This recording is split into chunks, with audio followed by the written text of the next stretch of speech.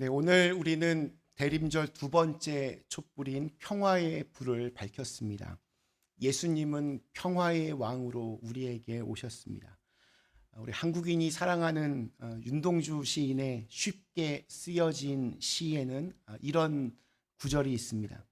등불을 밝혀 어둠을 조금 내몰고 시대처럼 올 아침을 기다리는 최후의 나. 희망이란 그런 것 같습니다. 그냥 멍하니 우두커니 앉아서 아침을 기다리는 것이 아니라 등불 하나를 밝혀 어둠을 조금씩 내모는 것입니다. 지난 주간에 하나, 이번 주일에는 두 개, 그렇게 하나씩 하늘의 빛을 늘려가면서 이 땅의 어둠을 조금씩 몰아내고자 하는 우리 사랑하는 그린빌 가족들에게 주님의 변치 않는 평강이 언제나 함께 하시기를 기원합니다. 또한 비상계엄령이라는 시대를 역행하는 사건을 참 지혜롭고 담대하게 이겨내고 새로운 희망을 노래하고 있는 우리의 조국 대한민국에 하나님의 선하신 도우심과 또 인도하심이 임하기를 간절히 기원합니다. 기다리는 사람들, 오늘 두 번째 시간입니다.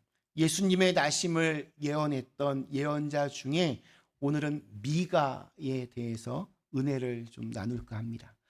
미가는 예루살렘에서 약 30마일 정도 떨어진 작은 농촌 마을에서 활동하던 선지자였습니다. 가진 것도 별로 없고 또 잃어버릴 것도 많지 않은 선지자였기 때문에 성경 전체적으로 봤을 때 저는 개인적으로 미가의 메시지가 가장 날카롭고 매섭다라고 생각합니다. 미가는 보면 타협이 없습니다.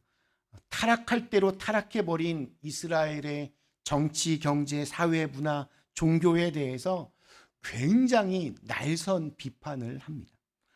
백성들은 특별히 자기가 살던 동네처럼 이렇게 가난한 시골 마을의 백성들은 당장 먹을 것이 없어서 굶어 죽는 일까지 벌어지는데 왕을 비롯한 정치 지도자들은 그런 것에는 별 관심이 없습니다. 어떻게 하면 조금이라도 더 백성들의 고열을 짜내서 내 배를 불릴 수 있을까만 궁리를 했습니다.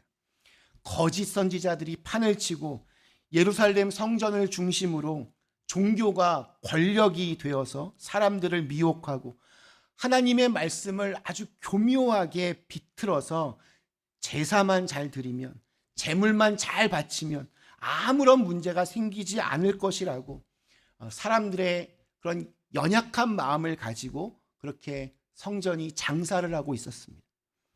미가는 그런 세상에 맞서서 하나님의 공의와 정의로운 심판을 선포했습니다. 자, 그런데 그때 사람들이 이 미가의 말에 귀를 기울였을까요? 그렇지 않았습니다.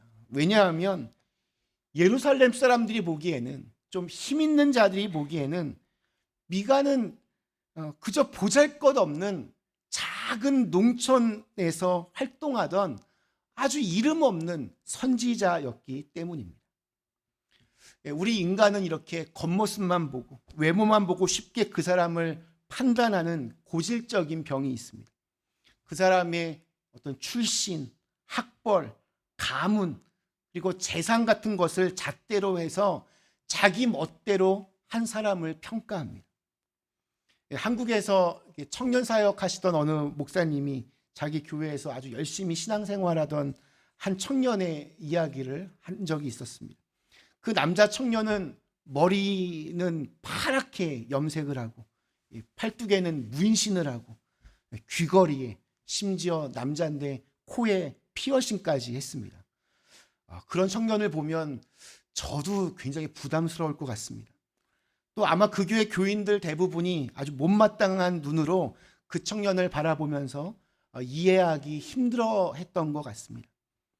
그런데 보면 꼭 그런 일이 벌어지면 그것을 이렇게 대놓고 말해야 직성이 풀리는 분들이 꼭 있습니다. 그래서 어느 집사님이 그 청년에게 한마디 하셨답니다. 어이 청년, 앞으로 어떻게 인생을 살려고 그래? 그렇게 해서 직장이나 제대로 다닐 수 있겠어? 대체 학교는 다니기는 하는 거야? 빈정거리며 말씀하셨습니다. 그러자 그 청년이 이렇게 대답합니다. 저 서울대학교 경제학부 다니는데요. 순간 정적이 흐르면서 집사님이 우물쭈물 대답하십니다. 아유, 어쩐지 겉으로 보기에도 뭔가 특별하고 비범하고 아주 창의적인 것처럼 보이더니 역시 하면서 말꼬리를 흐리시며 황급히 자리를 피하셨다고 합니다. 물론 아주 단적인 예지만 우리 역시 평소에 이렇게 사람의 어떤 껍데기로 모든 것을 판단하려는 경우들이 참 많은 것 같습니다. 과연 저 별 볼 일 없어 보이는 사람이 가능할까? 과연 저 상황에서 이게 가능할까? 편견을 갖습니다. 그러나 사람에게는 한계가 있을 수 있지만 하나님이 함께 하시면 우리 다 아시죠? 믿는 자에게는 능치 못할 일이 없는 겁니다. 하나님이 함께 하시면 모든 것이 가능합니다. 보잘것없는 시골 출신의 미가에게 여호와의 말씀이 임했을 때 그는 강력한 심판과 회개에 대해서 선포하면서 결국 구약에서 가장 중요한 말씀 중 하나로 평가받는 강력한 희망의 예언을 선포합니다. 오늘 2절 말씀이 이렇게 시작합니다. 베들레헴 에브라다야, 너는 유다 족속 중에 작을지라도 이스라엘을 다스릴 자가 네게서 네게로 나올 것이라. 그의 근본은 상고의 영원에 있느니라. 이 예언은 700년이 지난 후에 이 땅에 오신 예수님을 통해서 성취가 됩니다. 베들레헴은 다윗의 고향으로도 유명합니다. 베들레헴이라고 하는 단어만 만약에 미가가 썼으면 사람들은 자연스럽게 다윗만 생각할 겁니다.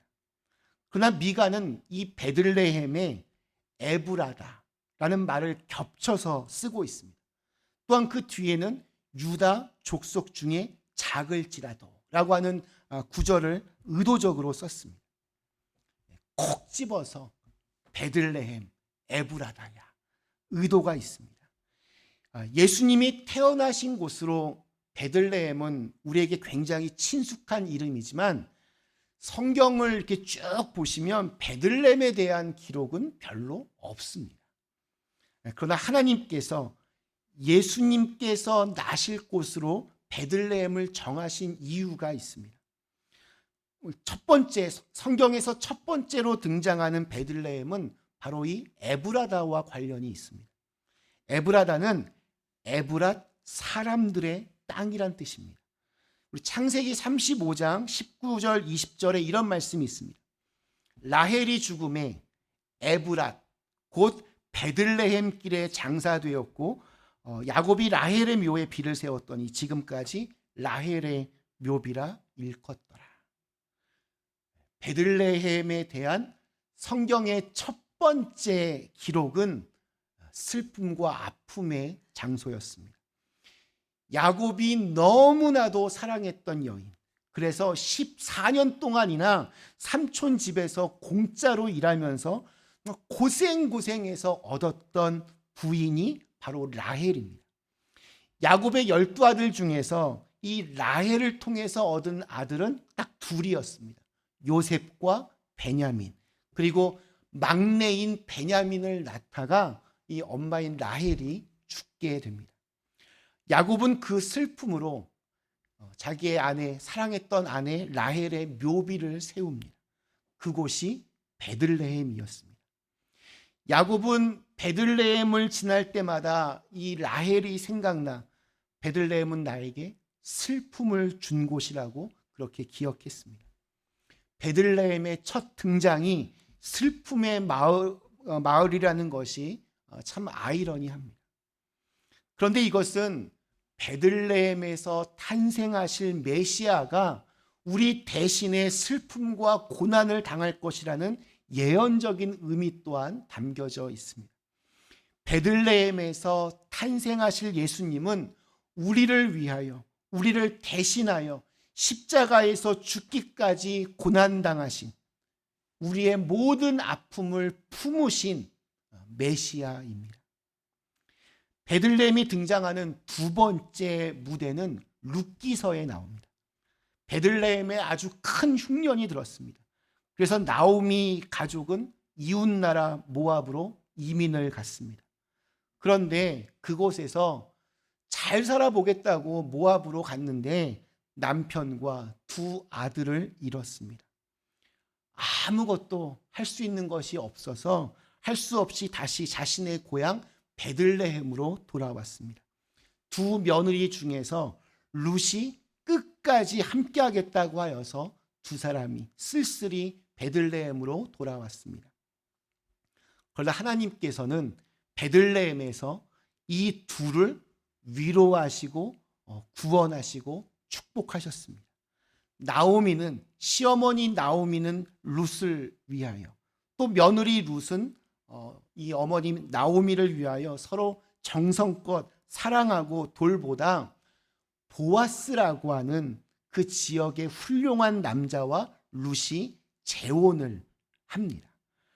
룻기 1장은 흉년으로, 고통과 슬픔으로 시작했지만 마지막 4장에 보면 보아스와 룻 사이에 아들을 낳고 풍성한 잔치를 하는 장면으로 끝이 납니다.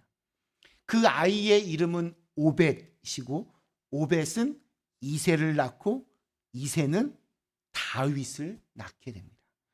그리고 우리가 잘 아는 대로 다윗은 예수님의 조상이 됩니다. 재미있는 것은 베들레헴이라고 하는 그 명사의 이름의 뜻이 떡집입니다. 떡집, 빵집. 흉년으로 룻기가 시작되었는데 베들레헴은 하나님께서 예비하신 풍성한 떡집이 되었습니다. 신약으로 넘어와서 예수님이 이런 말씀을 하십니다. 요한복음 6장 35절에 보면 예수께서 이르시되 나는 생명의 떡이니 내게 오는 자는 결코 줄이지 아니할 터이요 나를 믿는 자는 영원히 목마르지 아니하리라. 예수님은 생명의 떡, 영생의 떡이십니다. 예수님이 이 땅에 오신 것은 우리에게 영생의 선물을 주시기 위해서입니다. 그래서 이 떡집이라고 하는 뜻을 가진 베들레헴 참 의미심장합니다. 세 번째는 다윗의 고향으로서 베들레헴이 계속 언급이 됩니다. 사도 요한은 나중 성경 그 제일 마지막 요한계시록에서 예수님이 다윗의 열쇠를 가진 분이라고 그렇게 말합니다. 우리 거지 소경 바디메오가 예수님을 부를 때 어떻게 부릅니까? 다윗의 자손 예수여 이렇게 부릅니다. 성경의 예언에 따르면 메시아는 다윗의 자손으로 온 세계를 다스리게 되어 있기에 다윗이 태어났던 베들레헴이 메시아 탄생에 가장 적합한 장소가 됩니다. 수많은 장소 중에서 하필이면 베들레헴에 태어나신 것은 다윗의 자손이라는 것을 아주 명백하게 하려는 하나님의 의도가 강하게 들어 있습니다. 다윗의 그 생애에 보면 아주 감동적인 사건이 하나 있습니다. 베들레헴에서 있었습니다. 다윗은 블레셋과 전쟁을 하고 있었는데 당시에 베들레헴은 블레셋이 차지하고 있었습니다. 다윗은 자기의 고향에서 자기가 떠먹었던 물을 생각하면서 정말 지나가는 말로, 진지하게 말한 것이 아니라 지나가는 말로 그때 어릴 때 먹었던 그 운물의 생수 참 맛있었는데 한번 마셔보고 싶다 이런 말을 뱉었습니다. 그런데 그 말을 들은 3명의 용사가 목숨을 걸고 적진을 뚫고 그 베들레헴의 운물물을 떠왔습니다. 그러나 다윗은 자기의 부하들이 그 생명을 걸고 떠온 물을 차마 마실 수가 없었습니다. 너무 고맙고 너무 미안하고 너무 감동을 받아서 도저히 그 물을 자기 혼자 마실 수가 없어서 여호와의 제단에 그 물을 부어드렸다. 이렇게 성경은 기록하고 있습니다. 이처럼 베들레헴은 생수가 있는 동네입니다. 예수님의 말씀이 또 자연스럽게 떠오릅니다. 내가 주는 물을 마시는 자는 영원히 목마르지 아니하리니 내가 주는 물은 그 속에서 영생하도록 솟아나는 샘물이 되리라. 주님께서 주시는 물은 영생하도록 솟아나는 샘물이 됩니다. 생수의 근원은 바로 베들레헴에서 태어나신 메시아 예수 그리스도 한 분이십니다. 이처럼 베들레헴은 슬픔의 마을로, 또 구원과 생명의 떡으로, 또 생수의 마을로 성경에 이렇게 등장합니다. 그러나 전반적으로 보면 보잘것없는 작은 마을이었습니다. 아무도 그 마을을 주목하지 않았습니다. 오늘날 사람들이 베들레헴을 아는 이유는 딱 하나, 예수님이 그곳에서 태어나셨기 때문입니다. 이스라엘은 아주 작은 나라입니다. 우리 사우스캐롤라이나보다 더 작습니다. 마음만 먹으면 하루면 다 돌 수 있을 만큼 작습니다. 이렇게 작은 나라에서 베들레헴은 당시 인구가 1000명도 되지 않는 아주 보잘것없는 작은 마을이었습니다. 이것은 작은 것을 들어서 크게 사용하시겠다는 하나님의 의도가 또한 담겨져 있습니다. 소설가 이건숙의 지푸라기라고 하는 단편 소설이 있습니다. 어느 할머니의 이야기입니다. 5남매를 길러서 시집장가를 다 보내고 나니 어느새 할머니가 되어버렸습니다. 다 늙었습니다. 온몸에 안 아픈 곳이 없습니다. 게다가 정말 왼수 같은 할아버지는 중풍으로 넘어져서 5년 동안을 대소변을 다 받아내며 뒷바라지를 하다 보니 이제는 정말 지칠 대로 지쳤습니다. 차라리 정말 죽어버리고 싶다. 그럴 마음이 들 만큼 힘든 환경이었습니다. 그러면서 이제 자기는 지푸라기 같은 인생이라고 늘 비관하며 살았습니다. 그러던 어느 날 밤 꿈을 꿨습니다. 자기가 지푸라기가 되어서 하늘을 막 날아가고 있습니다. 그러더니 진흙탕에 갑자기 떨어져서 사람들에게 이리 밟히고 저리 밟히고 있었습니다. 천덕꾸러기 지푸라기입니다. 시간이 지나니 그마저도 지푸라기가 또 반으로 뚝 쪼개져서 이렇게 남게 되었습니다. 자, 그런데 그때 새 한 마리가 날아와서 이 두 동강이 난 지푸라기 한쪽을 입에 물고 날아갑니다. 그리고 나무 위에 새 둥지를 만들기 시작합니다. 그곳에서 그 지푸라기 반쪽 덕분에 새들이 행복하게 포근하게 지내고 있었습니다. 나머지 반쪽 지푸라기는 농부가 주어서 밧줄을 만드는데 새끼를 이렇게 꼬는데 사용을 합니다. 지푸라기 반쪽이 또한 아주 유용하게 쓰여지고 있었습니다. 그때 할머니가 잠에서 깨어납니다. 그리고는 혼자 이렇게 중얼거립니다. 아무리 지푸라기라도 제대로 쓰여지면 쓸모가 있구나. 하나님이 나를 붙드시면 나도 어딘가 쓸 데가 있겠구나.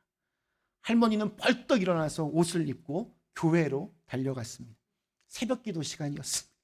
하나님께 간절히 기도하는 장면으로 소설은 끝을 맺습니다. 하나님은 지푸라기처럼 보잘것없고 연약한 인생도 들어서 다 쓰시는, 사용하시는 분이십니다. 예수님은 작은 마을 베들레헴에서 태어나셨습니다. 하나님은 작은 우리, 보잘것없어 보이는 나도, 또 필요 없어 보이는 너도 귀하게 사용하시는 분입니다. 이번에 한국에서 이렇게 시대를 역행한 비상계엄령을 막아낸 것은 물론 야당의 신속한 대응도 큰 역할을 했지만 그 늦은 시간임에도 불구하고 국회의사당으로 달려가서 온몸으로 계엄군들을 막아낸 시민들의 공이 가장 컸다라고 저는 생각합니다. 올해 노벨 문학상 수상자인 한강 씨는 기자회견에서 한국에서 벌어진 이 비상계엄 사건에 관한 기자의 질문을 받고 이런 말을 했습니다. 소설 노벨 문학상을 받게 된 이 소년이 온다를 쓰기 위해서 1979년 말부터 진행된 계엄 상황에 대해서 공부를 했는데 45년이 지난 2024년 겨울에 계엄령 선포를 보게 된 것에 큰 충격을 받았다고 하면서 그때와 비교하여 한 가지 차이점이 있는데 이번에는 모든 상황이 생중계로 다 나와서 온 국민이 그것을 보았다는 것입니다. 그리고 그 광주와 다른 것은 시민들이 맨손으로 무장한 그 군인들을 이렇게 껴안으면서 제지하고 군인들이 물러나면 잘 가라고 마치 아들에게 하듯이 소리치기도 하는 것을 보았다고 합니다. 무엇보다 젊은 군인들이 이런 말도 안 되는 상황에서 무언가를 판단하려고 내적인 충돌을 느끼면서 최대한 아주 소극적으로 이렇게 움직이는 것을 볼 수 있었다고 합니다. 그런 소극적인 행동이 뭔가 그들도 이 난처한 이 난감한 상황에서 해결책을 찾으려는 적극적인 행동이었다 이렇게 평가합니다. 국민을 주인으로 존중하지 않는 지도자를 용납하는 시대가 더 이상 아닙니다. 무력으로나 강압으로 폭력으로 사람들의 길을 막는 시대는 지났다는 것입니다. 국회 앞에서 어느 젊은 여성 정치인이 계엄군의 총을 이렇게 손으로 붙잡고 있는 장면이 아주 세계적으로 널리 퍼졌습니다. 그 여성의 용기도 물론 대단하지만 자기 총을 붙잡힌 군인이 이거 뭐야 하면서 힘으로 이렇게 밀쳐버리면 아마 그녀는 다칠 수 있었을 겁니다. 근데 그렇게 하지 않고 그냥 순순히 뒤로 물러났습니다. 한국의 최정예 군인들이 보면 이리 밀리고 저리 밀리고 신속하게 다음 타겟으로 이동하는 것이 아니라 그냥 민기적 이렇게 거리는 모습을 보게 됐습니다. 국민들을 상대로 그렇게 하는 것이 그들도 마음이 불편했기 때문입니다. 그래서 나름대로 이런저런 생각을 하면서 행동했고 그 사이에 국회에서 비상계엄 해제가 통과되었습니다. 폭력 사태로 이렇게 확대되는 비극적인 상황을 막은 것입니다. 정말 감사한 일입니다. 하나님이 보호하사 우리나라 만세 이런 게 생각이 났습니다. 대한민국의 민주주의는 그렇게 어떤 유명한 정치인들이나 이런 분들이 아니라 작고 이름 없는 이들이 지켜냈습니다. 지푸라기처럼 아무런 힘도 없어 보이는 사람들이 가장 위험한 순간에 가장 결정적인 역할을 감당한 것입니다. 참 감동적이었습니다. 오늘 읽은 말씀의 마지막 5절과 6절 이렇게 끝이 납니다. 이 사람은 평강이 될 것이라. 아수르 사람이 우리 땅에 들어와서 우리 궁두를 밟을 때에는 우리가 7 목자와 8 군왕을 일으켜 그를 치리니 그들이 칼로 아수르 땅을 황폐하게 하며 님으로 땅 어기를 황폐하게 하리라. 아수르 사람이 우리 땅에 들어와서 우리 지경을 밟을 때에는 그가 우리를 그에게서 건져내리라. 아수르로 대표되는 악한 세력이 혹은 악한 영들이 우리의 인생에 쳐들어올 때 메시아이신 예수님께서 그들을 물리치시고 하나님의 백성들을 건져내시고 또한 평강의 왕으로 우리에게 오신다 약속하셨습니다. 오늘날 우리의 삶에도 아수르처럼 우리의 일상을 위협하고 파괴하고 공격하는 사건들이 있습니다. 건강을 위협합니다. 사람들과의 관계를 망가뜨립니다. 경제적인 어려움 또한 닥칩니다. 더 이상은 힘들겠다는 불안과 두려움이 더 이상은 할 수 없다는 자포자기의 감정이 우리를 휘감아옵니다. 한 개인의 삶에도 또 나라의 운영에서도 우리를 움츠러들게 하는 앗수르의 공격이 계속됩니다. 그럴 때 우리가 붙잡아야 하는 것이 주님의 평강입니다. 하나님을 의지하는 자가 받는 축복은 바로 평강입니다.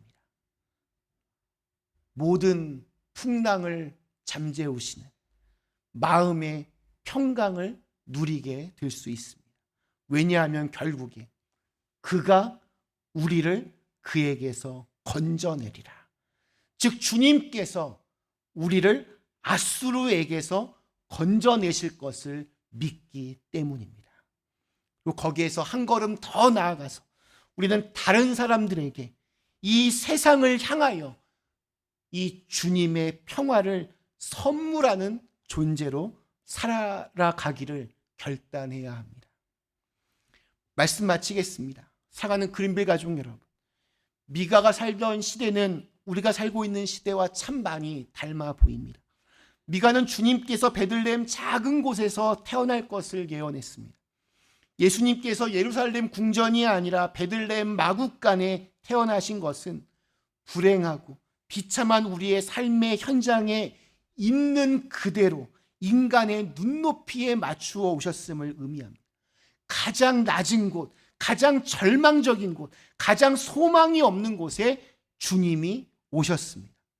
그리고 그곳을 기쁨의 장소로 바꾸어 주셨습니다. 우리 이럴 때 영어가 있죠. It's game over. 예수님이 오심으로 게임이 끝났습니다. 성경에서 베들레헴은 슬픔의 마을이었지만 점점 구원의 떡과 생명의 샘물로 변해갔습니다. 오늘 우리에게 베들레헴은 어디입니까? 우리의 삶의 자리가 슬픔과 고통의 현장이 부활의 기쁨으로 변하는 곳. 작고 연약하지만 어머니의 품처럼 언제나 기댈 수 있는 넉넉한 곳. 다윗의 위대한 영광을 바라볼 수 있는 곳. 작은 것이라도 크고 귀하게 들어 쓰시는 하나님의 은혜를 만날 수 있는 곳이 바로 우리의 삶의 자리가 될 수 있기를 주님의 이름으로 간절히 축원합니다. 우리 주신 말씀을 생각하며 잠시 함께 기도하겠습니다.